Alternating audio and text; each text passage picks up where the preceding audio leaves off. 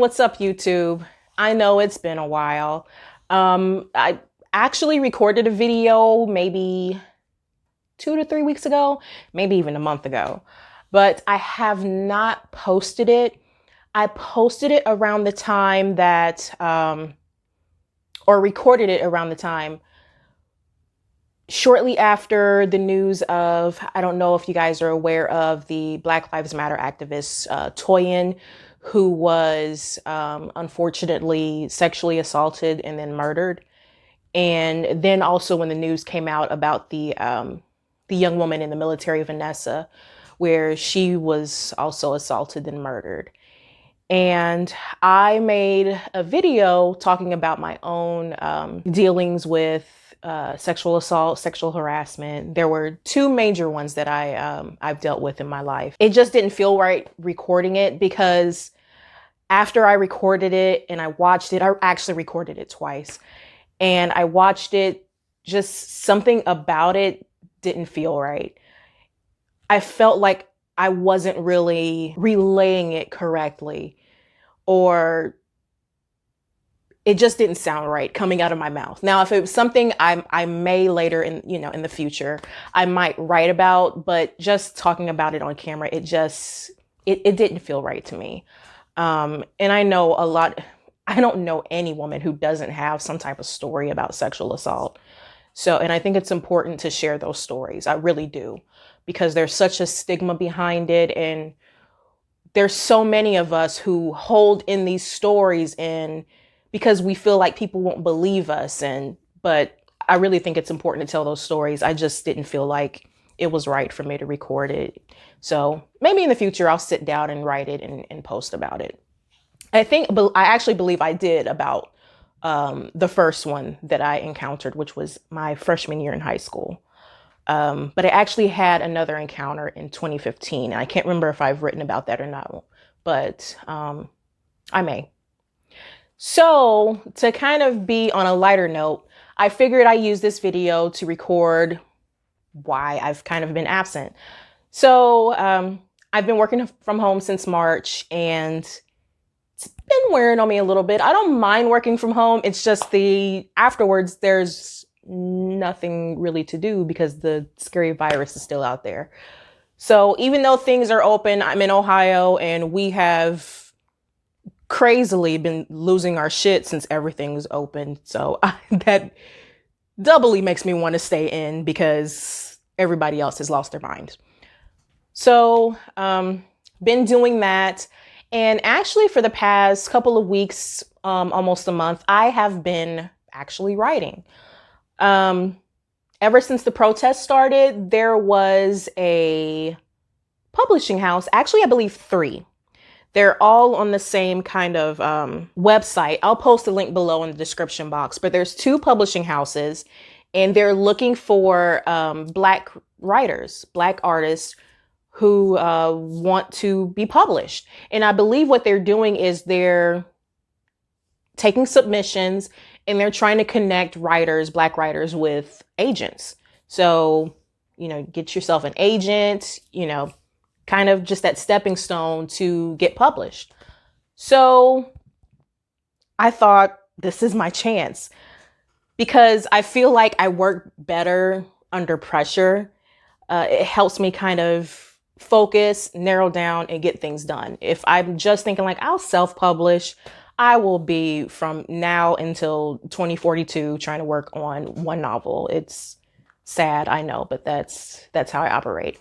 So that's what I've been doing. I've been working on a novel that I can't even say I started a year or 2 ago when I first went back to school and did it for a novel writing class.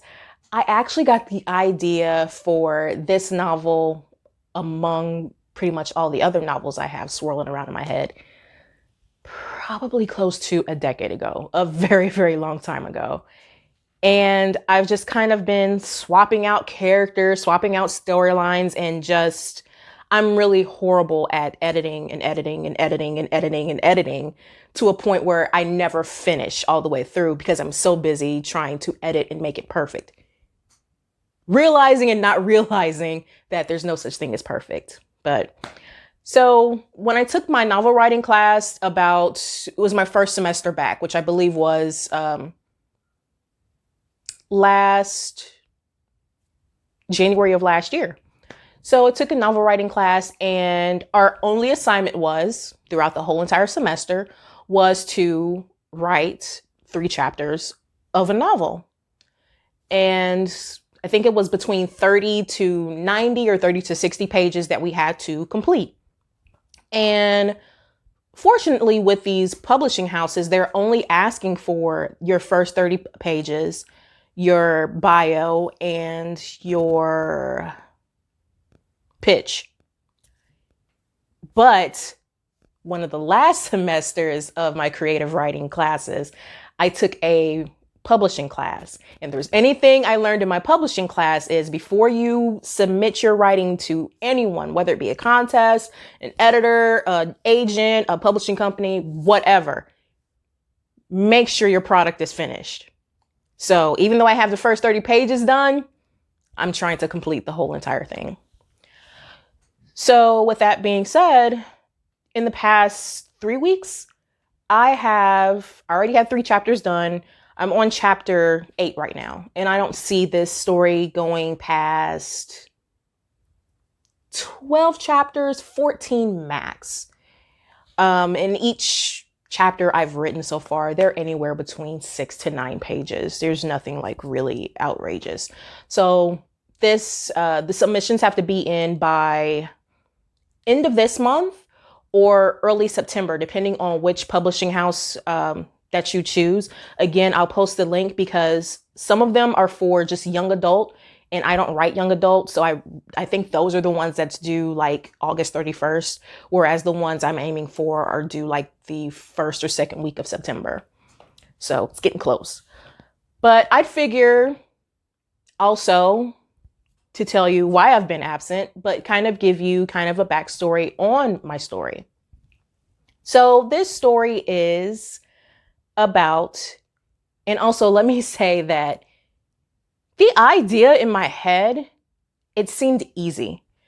But as I'm writing more and more, I'm realizing that it's more difficult, and I don't know why I did this to myself. But because what I'm trying to do is, one thing that I've learned from one of my professors as well is, because like I said, my problem is editing and re-editing and going back and changing, and that I never complete. And one of my professors, taught us that once you sit down to write, just write. Write your entire story and then go back and edit. Don't like write chapter 1 and then, let me go back to the beginning and reread. And no, I mean, what I'll do now is I'll go back and make sure if I typos or anything like that, and then I move on to the next chapter. But it's kind of difficult with this story because this story is based on 5 women. There are 5 different women who the main basis of this story is these women and their relationships with their mothers, whether they be toxic or not, just whatever kind of conflict that these 2 women have with each other, the daughters and the mothers. So it's kind of difficult because each chapter is dedicated to each of these women. Do the introduction to each character, then afterwards, you repeat again and move their story along. And I know towards the end, at least maybe the last 2 or 3 chapters, I want them all they all connect in some way throughout the story, but I haven't gotten there yet. But there's going to be towards the end something where they all come together as one. So with someone like me who has a problem with going back and editing and doing all this as I'm going through, I kind of have to with this. So that's become a little difficult, but not much, because I've set a limit on myself. Do not sit here and re-edit a whole damn chapter. Go back and find out where you left this character off, and then go back to their next chapter, and so that everything ties together. That's it. Nothing else. Leave everything else alone. So I've done okay so far. But of the 5 women, we have Chloe, who is a driven high school senior, straight A student, sports star, finds out she's pregnant. So now she feels like future's down the drain. There's no scholarships for, basketball or, anything like this. And her conflict with her mother is that she's actually a daddy's girl. Her mother really don't have a close relationship. She's got 3 other brothers. They're all mama's boys. She's a daddy's girl. So she's always felt like her mother kind of pampered her brothers more and kind of left her out hanging to dry, when in fact her mother was always kind of jealous of the relationship that Chloe has with her dad. So her mother, snooping, of course, finds out that she's pregnant, and she tries to plot some way to, at the same time, expose the pregnancy to the dad to maybe kind of make Chloe cling to her and bond with her more, because now the relationship with her father is kind of diminished. And my boyfriend even mentioned, he's like, this isn't realistic, but I'm kind of speaking from experience.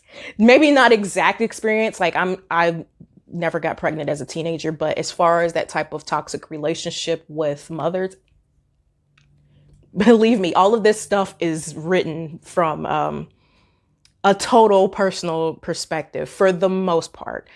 So some of the stuff, if I'm able to get this published, if you read it and it sounds outlandish, trust me, it is coming from a very personal perspective. So the next character that we have is Sophia. She's a young 20-something woman who just recently married, is pregnant with her first child, and she was just promoted in her job, where she's more or less like a general manager type CEO in this position. She's the first woman and Latina woman to accomplish this. So she's got a lot on her plate. It's not all negative. It's all, progression moves in life, but it's still a lot. And now she's also dealing with her mother is battling cancer. Sophia is the middle daughter. She has a younger sister and an older sister who are both kind of just go with the flow type of chicks who don't contribute to anything, don't really take care of their mother, even though they both live with their mother. They just kind of don't have any responsibility. So since they won't pitch in to help their mom, that's another responsibility that Sophia has to take on. So, and how these two characters, Sophia and Chloe, kind of connect is Sophia's younger sister is actually best friends with Chloe. And also from Sophia's character, because if you read my writing, you will realize I have to throw in my boyfriend. He jokes and says, M. Night Shyamalan. I always have to throw in twists. I can't help it. But the twist with Sophia is that we find out her husband's cheating. So then we go to the third person who I felt like I mainly kind of modeled after myself. But the more I'm writing, I feel like I'm closer to Chloe's character than this one. But her name's Devin. She's a photographer. She moved from the East Coast to the West Coast at 17 and didn't look back because her mother is very overbearing, overprotective, jealous, just very, very toxic. So once she graduated high school, her boyfriend picked up and left. And she started her photography career from scratch. And now we're almost 10 years later and she gets this amazing job opportunity back home. So we see her come back home and try to bond or mend some type of relationship with her mother. It's kind of hard going at first, but we'll see as it goes along, because that's chapter 8 I'm working on right now. See how that works out. And the way she ties in with the other characters is that she is actually old friends with Sophia's older sister from high school. And the project that she's also working on with her new photography project is a kind of women making big moves in the local city. And she's writing and doing a photo shoot with Sophia. Number 4 is, her name is Yolanda. She's an older woman, late 30s, early 40s, who is going through a very nasty divorce. She has 2 children, twins, a boy and a girl. And what's different for her character among the others is her mother has actually just recently passed. She just passed from cancer. And the way she connects is her mother and Sophia's mother actually did treatment together. So we find out that Yolanda, she was raised by a single mother.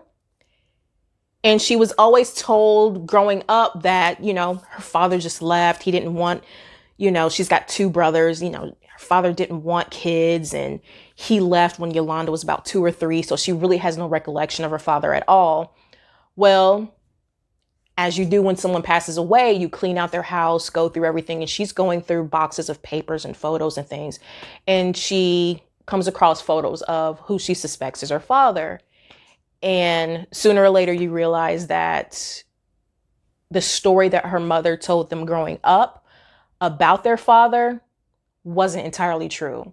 So now we follow Yolanda kind of really unpacking who her mother really was and also trying to track down her father. Now, the last person this is the character that I've probably switched around a lot, because what I wanted to do with this story, I want mainly the stories that I write, I center it around women. I try to make all my main characters, because obviously I'm a woman, but I try to make all my main characters women, try to make majority of my characters actually women.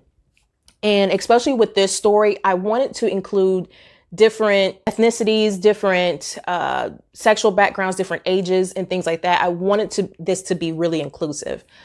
So I changed Chloe's character to be a lesbian, because I felt like that's what that story was lacking, was a LGBT character. So she's a young 20-something who's just entered into college, and she's just living her carefree life. Her parents are hippies. They really kind of go with the flow. So I try not to write a story of a typical LGBT character where you expect them to have like this horrible experience coming out. It's like her parents were like hippies, so they're like, we don't care, whatever. We go through hers the character's name is Stevie. We go through hers where she's not only coming into her own as a gay woman, but also just who she is in general. She's just starting her first semester at college, and she's given this assignment to kind of go through her recent family history. And she's going through and she's finding papers and things like that. And she realizes she's adopted. And so her parents had never told her.